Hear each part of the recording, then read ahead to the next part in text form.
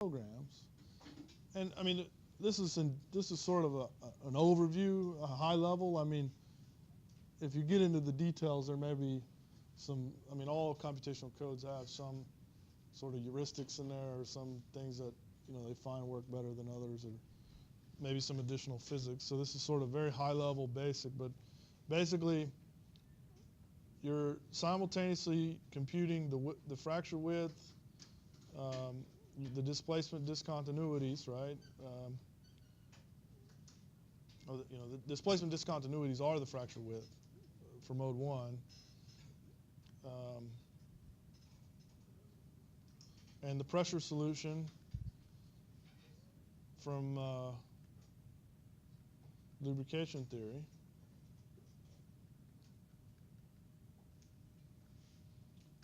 And then from that, you evaluate K1 and K2 and decide if the crack's going to grow. And if it's going to grow, you define the direction.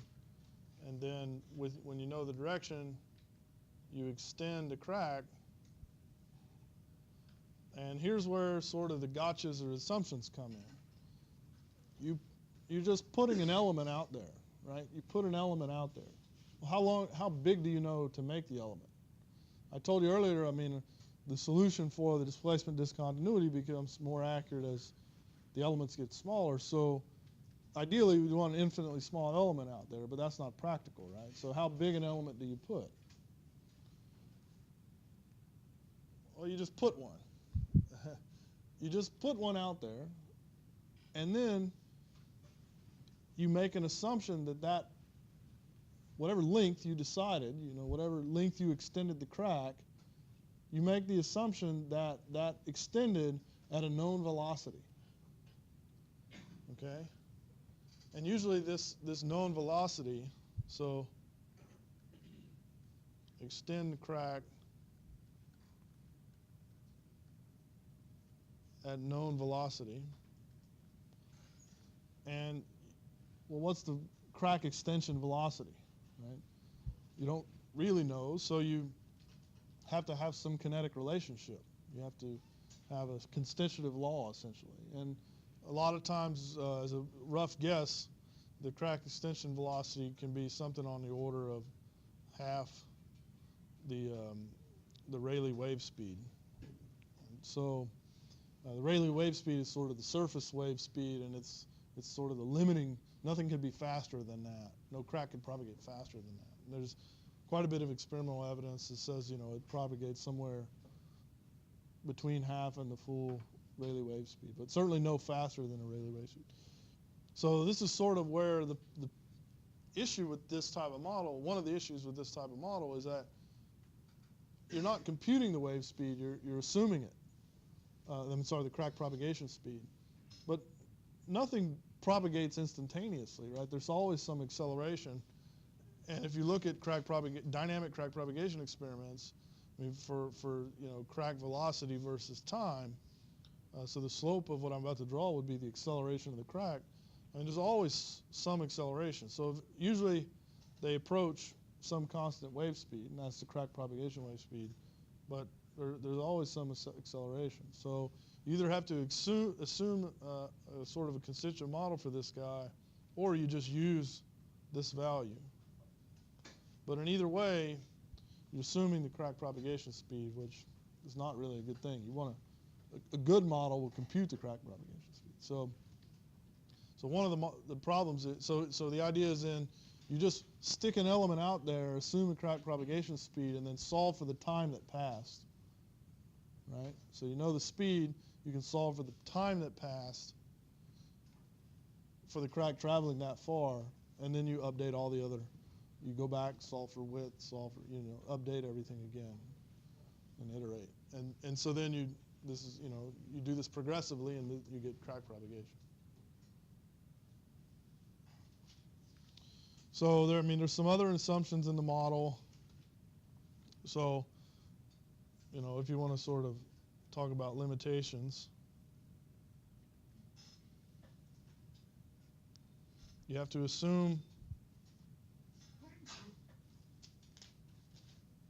crack kinetic relationship.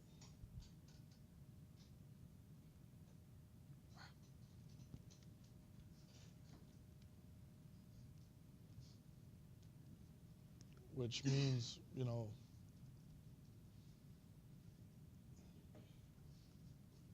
how fast the crack propagates.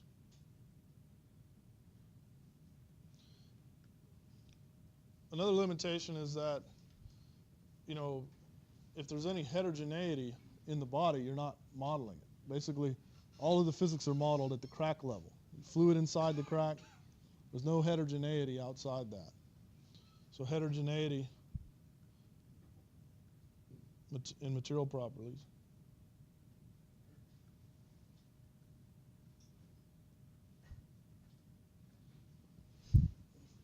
You know, in terms of, you could have a higher elastic modulus on, you know, above you than below you, and that's not taken into account, assuming everything is homogeneous and isotropic. Leak off. What do you do about leak off? You're not solving a poroelastic equation out there in the body, so you have to assume the leak off as some model. So that's, we didn't really talk about that. You know, I say leak off, we talk about there's fluid in the crack, it's leaking into the matrix, right, due to diffusion. In shales, not a lot, of course, but it does happen, and it does affect the solution, so you have to do something. One simple thing is a Carter leak-off model that's added to these a lot of times.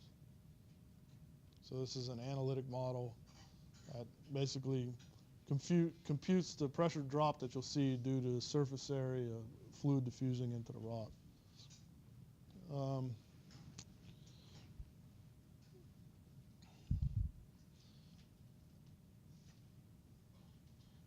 I mean, there's some other sort of issues. If you have multiple cracks propagating, you know, the coalescence of two cracks coming together, getting the computation right and the physics right as that occurs. I mean, it does happen physically, but the computational aspects can be tricky with this type of model. What else?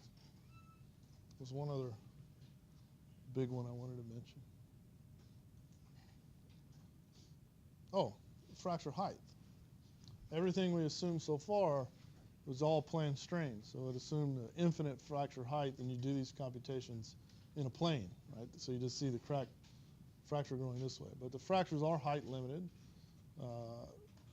and that can have a big effect. So a lot of times the more advanced models nowadays are what's called P3D or pseudo 3D. So when you see the simulation results, you'll just see them in a plane, fractures propagating in a plane, but there is an analytic correction for the height of the fracture that's added to these solutions. Sort of counts for that. So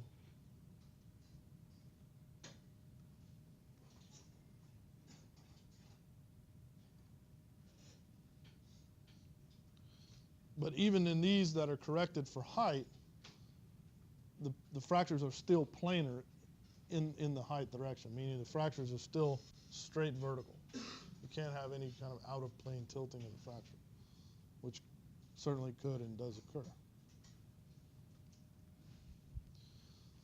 So just things to be careful of.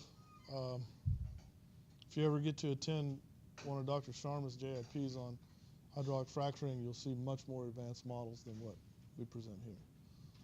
Basically, we're full finite element models solving all the physics. But again, these type of models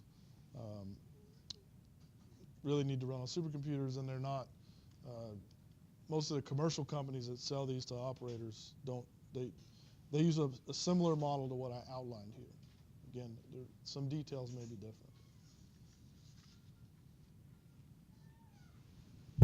Okay.